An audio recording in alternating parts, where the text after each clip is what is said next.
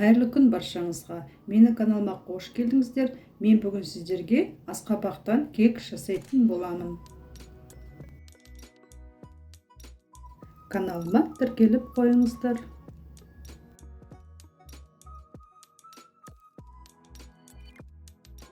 Ал енді бастаймыз. Бізге керек ингредиенттерді алдын ала дайындап аламыз.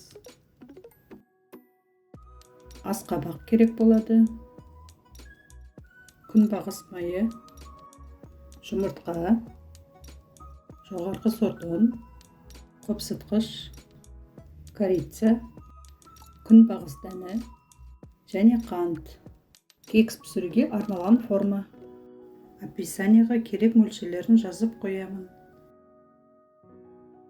Кірісейік. Ең алдымен асқабақты ұсақ көзді үкіштен өткізіп дайындап қоямыз.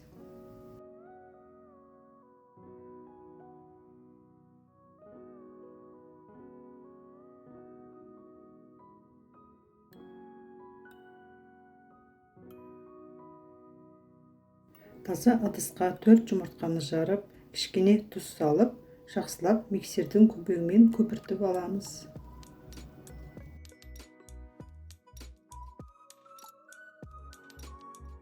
Аз-аздап қант қосамыз, жақсылап миксерлеп аламыз.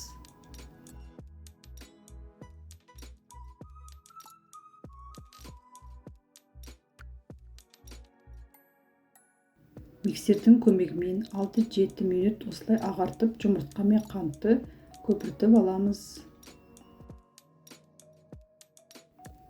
Аз-аздап күнбағыс майын құйып, жақсылап араластырамыз.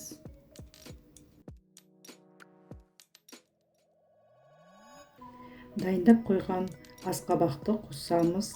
Силиконовый лопатканың көмегімен жақсылап араластырамыз.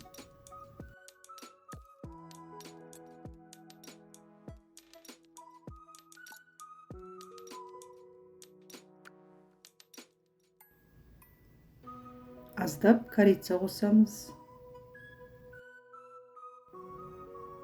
Күнбағыс дәнін қосамыз. Сіздер грек немесе қалаған жаңғақтарыңызды қоссаңыздар болады. Араластырамыз. Жоғарғы сорт ұнға қопсытқышты қосып араластырып аламыз. Менде весовой қопсытқыш.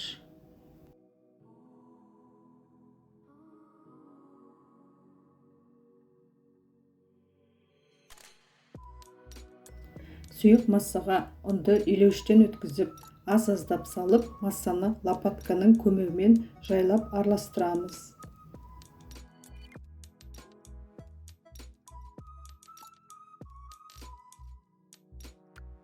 Массамыз дайын болды.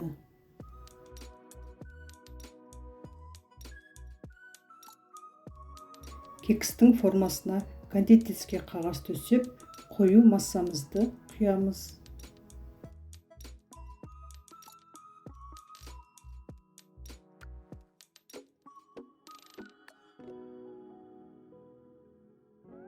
Енді қызып тұрған духовкада 1 сағат пісіреміз. Ең алдымен 200 градуста 30 минут, сосын градусын 160-қа түсіріп, тағы да 30 минут пісіреміз. Асқабақта кексіміз пісіп шықты. Кекс биік болып пісіп шықты. Кекстің бетіне қант ұнтағын септім.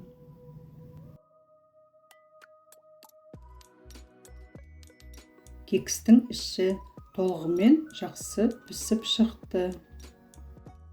Сіздер де пісіріп көріңіздер.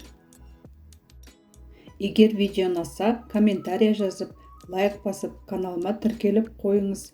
Назарларыңызға көп рахмет.